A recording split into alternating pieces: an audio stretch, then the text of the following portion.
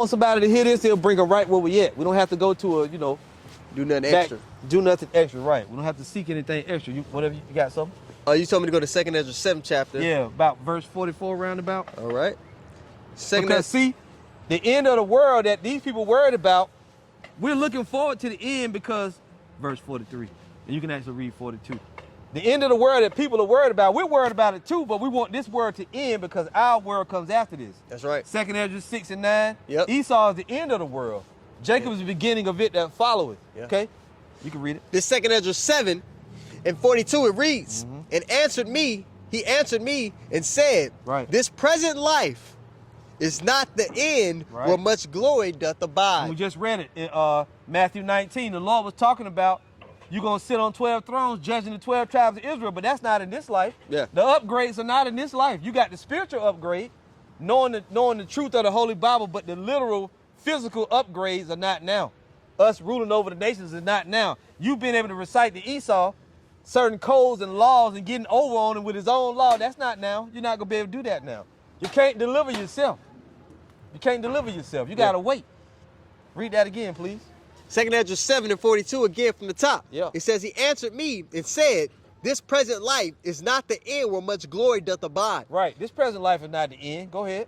Therefore have they prayed for the weak. Yep. Just like we do now. We pray for those that are weak in the faith. That happened back then the same way.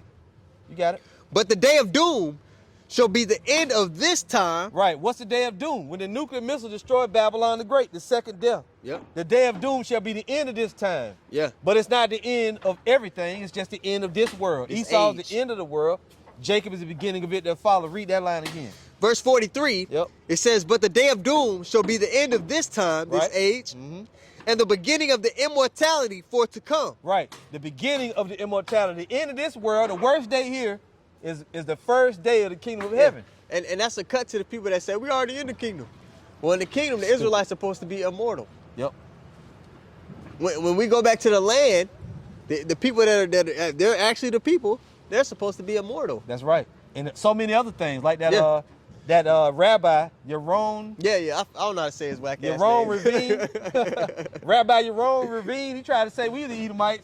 Nah, nigga, you got it wrong. Yeah. If you supposed to be Jacob and you in the Holy Land now, you should be immortal.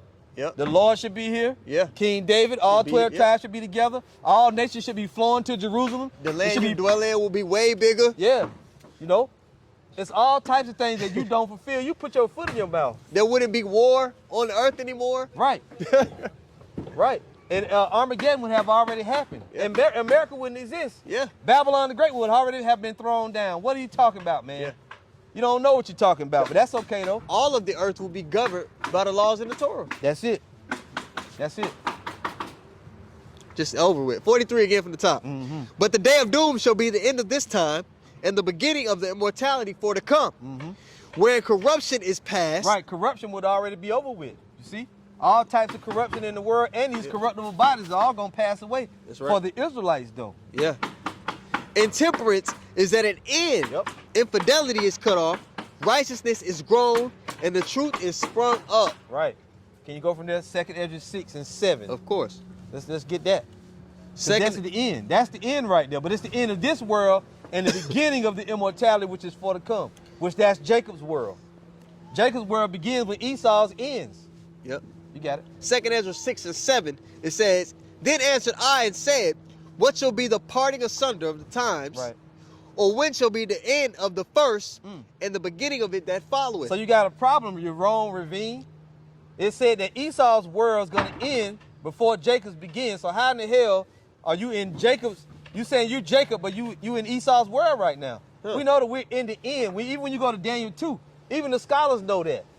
After the end, when the Roman Empire falls, then you have the divine kingdom on the earth, and that's when the Israelites go home during the divine kingdom, not before it, during the 4 major empires on the earth. Something ain't adding up. But you know, the bar gets too hot for these scoffers when you go into prophecy. And that's why when people come up, man, that's the first thing you should really go into. Yep. Go into the prophecies. Because they have no understanding of those things. They start guessing. And maybe, a bunch of maybes, and well, they get unsure. Like Elder Yatazak say, you run out of precepts quick when you're lying. You run out of precepts quick when you're lying. You got nothing to come back with. That's why you keep going to them other books, other sources, and all the people that come on, like that one rabbi was on the news, the female. Yeah. Talking about there was only a certain, like 6 million Jews in the world. What the fuck you talking about, lady? The Lord said we're going to be as numerous as the sands of the sea. Woo. You lied right on national TV and didn't even use the Bible. This is why you people never go to the source. You always got to go to something else. But you realize that we're talking about biblical concepts. It's a biblical conversation, but none of you people get up and open up the Bible. Don't make sense. Yeah. Verse 8. And he said unto me, from Abraham unto Isaac, when Jacob and Esau were born of him, Jacob's hand held first the heel of Esau. For Esau is the end of the world, and the Esau being the end of the world is talking about he's the end of this age before Israel begins to rule, which cuts vocab, man. Let you know that Esau wasn't done away with. He has to be here before the Lord returns and establishes the kingdom. That's right. That's right. Esau, and that show you too that Geno Jennings, Esau sent Geno Jennings to break that down wrong. He said it talking about, he said it was talking about Esau, which was Jesus. Well, that's wrong. He broke that down wrong. He completely whiffed on that. Wow. All right. 2 Ezra 6:9. For Esau is the end of the world, and Jacob is the beginning of it that followeth.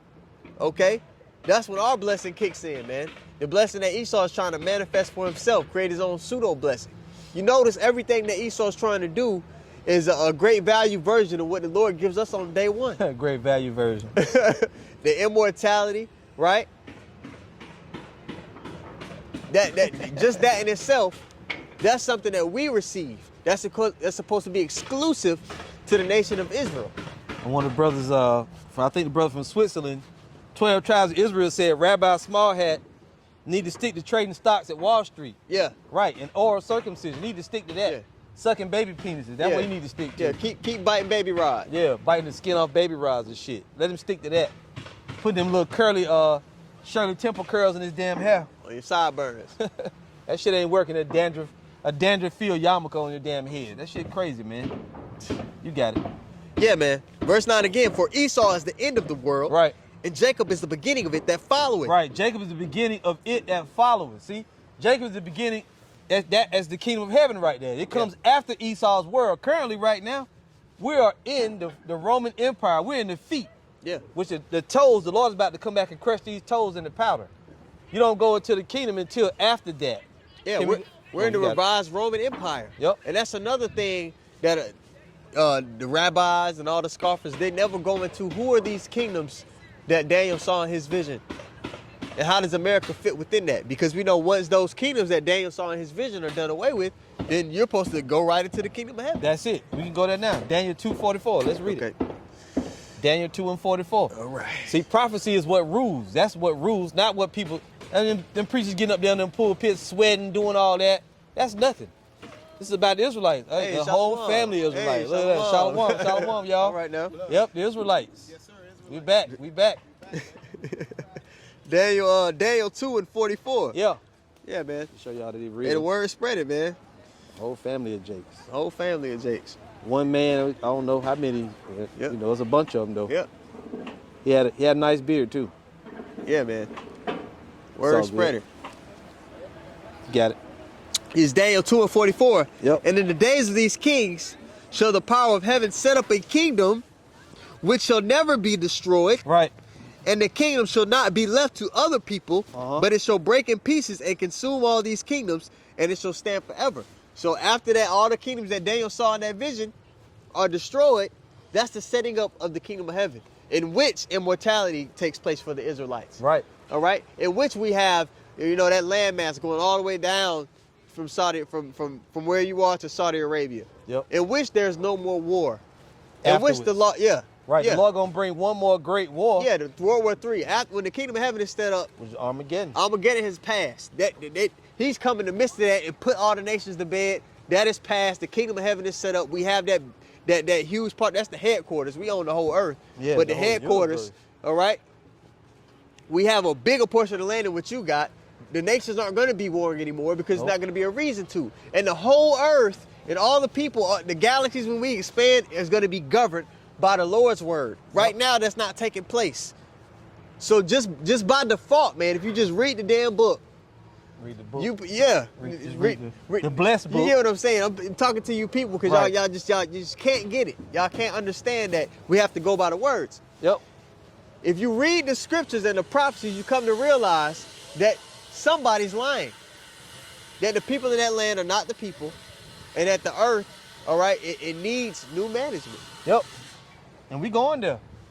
It's going to happen. Read that again, then go to Revelation 11 and 15 to back it up. All right, Daniel 2 and 44 again. Yep. It says, and in the days of these kings shall the power of heaven set up a kingdom which shall never be destroyed. Right. And the kingdom shall not be left to other people. Right. It's going to be ruled by the Israelites, not by other people. And when you read this in the book of Daniel, the way that it's laid out, they show you up top the 4 empires, and then the divine kingdom is next after all these empires on the earth. Right. Even Howard Shah mentioned that when he said in Luke, let me go there real quick, to the book of Luke, he gave an important clue. Even he spoke on that.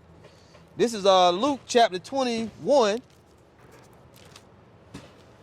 Luke 21 and 24, and he said about the Israelites, and they shall fall by the edge of the sword and shall be led away captive into all nations. Right.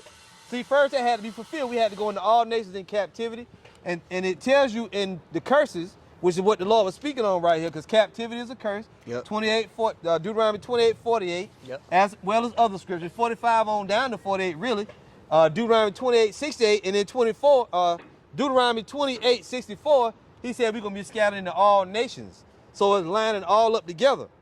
And they shall fall by the edge of the sword and shall be led away captive into all nations, and Jerusalem shall be trodden down of the Gentiles, the other nations, until the times of the Gentiles be fulfilled.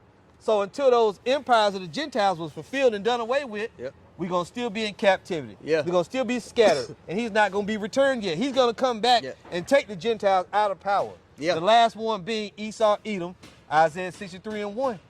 It's one of them. You got it? Yep. Daniel 2 and 44 again. And in the days of these kings shall the power of heaven set up a kingdom which shall never be destroyed. Right. And the kingdom shall not be left to other people. Right. So when the kingdom is in authority, it's never going to be destroyed. Go ahead. I got a precept for that because I did mention that there's not going to be war anymore upon the earth. To back that up, you go to Micah 4 and 3. Okay, because when you go to, let me mention this. That links over to Isaiah 2. Same thing. Because in J.O.O 3 as well, it gives you the description of all the nations he's calling them to the valley of Jehoshaphat, and how they're beating their plowshares and the swords, how all the nations are getting ready for war.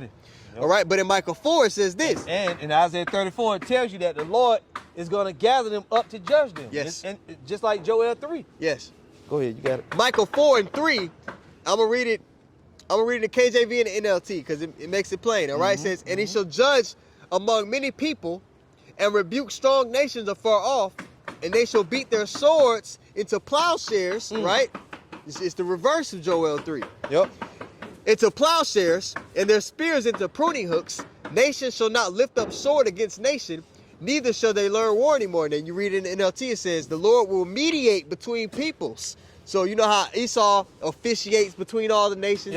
He tries to play, he tries to play big brother to everybody. That's actually going to be our job. The Lord will mediate between peoples and will settle disputes between strong nations far away. They will hammer their swords into plowshares and their spears into pruning hooks.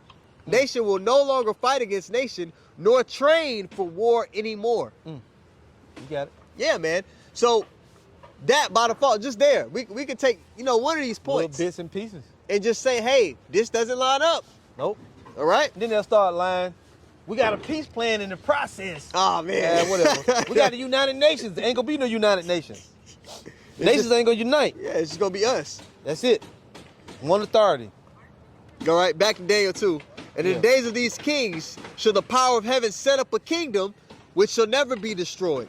And the kingdom shall not be left to other people, but it shall break in pieces and consume all these kingdoms, and it shall stand forever. It shall break in pieces and consume all these kingdoms. See that? The whole world infrastructure is going to be broken apart by the Lord. The way people do business, the tax codes, the currencies, all that shit going to be broken down by the Lord. All of it's going to be done away with. There's not going to be any longer one world reserve.